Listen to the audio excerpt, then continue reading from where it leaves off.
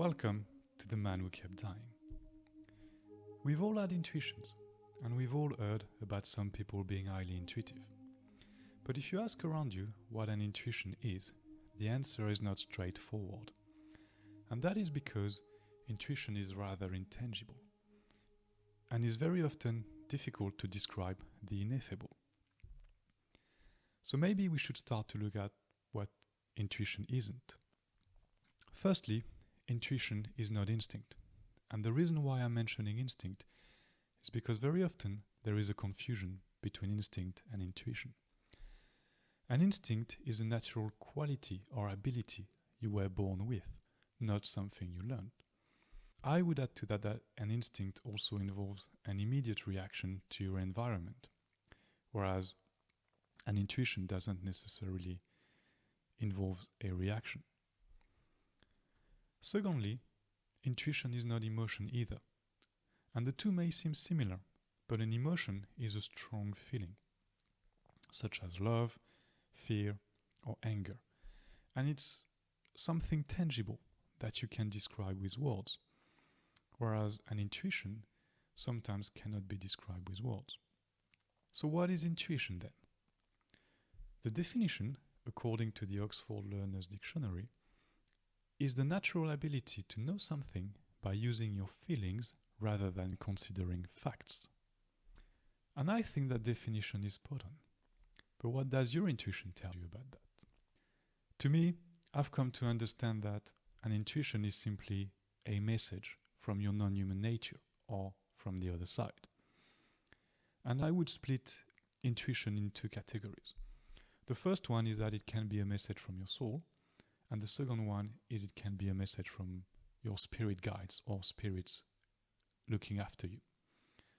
If it's coming from your soul, you're likely to feel it in your heart space or all around your body. It's a very deep calling to do or to not do something, and it should feel very internal. If it's a message from other spirits, you would hear it like a clear sentence or a soft whisper, but it's more external. At least that's how I differentiate the two, but it might be different for you. In both cases, you can decide to act on it or not. It is up to you, because as humans we have a superpower, and this superpower is called free will. To illustrate this point, in a novel, The Man Who Kept Dying, Mika asks spirits on the other side, why is it that sometimes is that an intuition did not follow it, yet nothing negative happened? And he uses the example of entering a street and having a strong feeling that it should not continue on that street. Yet it did, and nothing special happened. The guides explained to him that an intuition isn't necessarily to avoid something negative. It can also lead to something positive. So in the example of the street, if Mika had chosen to take a different route, he could have bumped into someone that he needed to meet. The guides also advise Mika to pay more attention to his intuitions, because they are messages from the soul or from the other side. In other words, intuition is a form of celestial guidance. So, like Mika, how can you access your intuition in your day-to-day life? And is there any benefit in doing so? Some of us are very natural at accessing their intuition, others not so much. So the first question you can ask yourself is the following one. Is it easy or difficult for me to access my intuition? And if you fall on the difficult part of the spectrum, you are not alone. Because for the most part of my life, I was doing poorly when it came to listening to my intuition. And I emphasize the word listening here, because indeed, the first step, which is also the hardest, is to learn to listen to yourself. And to do so, you might need to create some space or quietness around you, because it's a lot harder to listen to yourself in a busy environment. It's not impossible, just harder. The second step, which is the key, is to then learn to differentiate between your feelings and your emotions. And the reason for this is because, as the guides explained to Mika, the spirit side or your soul only speaks to you through feelings and not emotions. So how do you differentiate the two? To me, a feeling feels light, floaty, even fleeting at times, whereas an emotion has a stronger density to it. A good exercise to distinguish the two is to learn to differentiate between the feeling of happiness versus the emotion of being happy. One, the feeling should feel almost indescribable. For example, I feel happy today. I can't explain why, but deep down, I'm just happy. The other, the emotion, is often the result of an action or a reaction to something. For example, this song makes me happy, or I went out with my friends last night and I'm really happy I did so. Or when someone shares a good news with you and you just reply, I'm so happy for you. Can you tell the difference?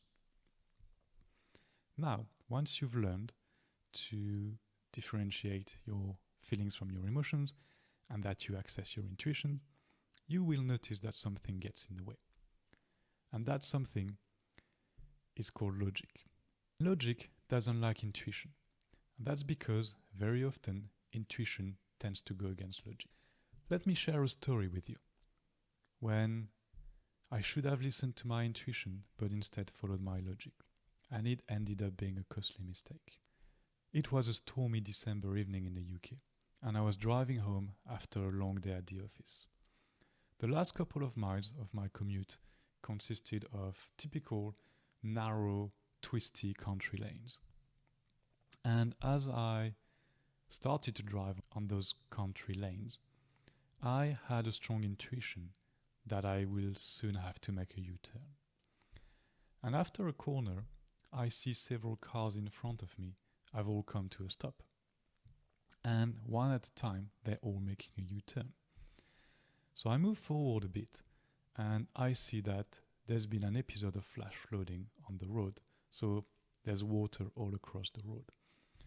So as I prepare to make a U-turn, I notice that cars coming from the opposite direction are going through the water, and it seems to be quite shallow, and they have no issue whatsoever.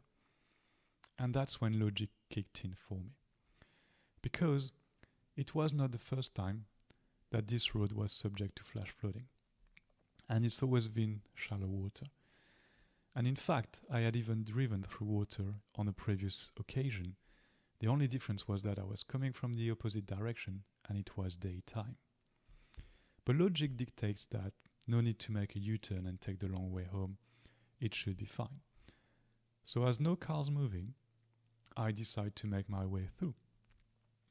And it goes absolutely fine until one car opposite to me, for whatever reason, decided it would not wait until I finish going through the water.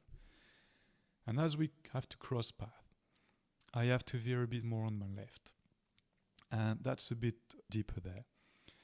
But that was not so much the problem. The issue was that car, being much larger, pushed two massive waves of water over the bonnet of my car. And the water choked the engine immediately. And the combination of water and internal combustion engine is the kiss of death for a car. So I was left stranded in the middle of the water. I had to get my feet wet, collect my belongings in the middle of a storm in freezing December. Thankfully, a good Samaritan gave me a lift home, but gone was my beloved car that I treated myself to following my NDE because I thought like life is too short, treat yourself. And the car ended up being a write-off. If only I had listened to my intuition and not followed my logic on this instance. So in conclusion, there's only one thing to remember. And that is, learn to listen to yourself. Learn to distinguish your emotions from your feelings. And lastly, always trust your intuition. And you, how do you define intuition?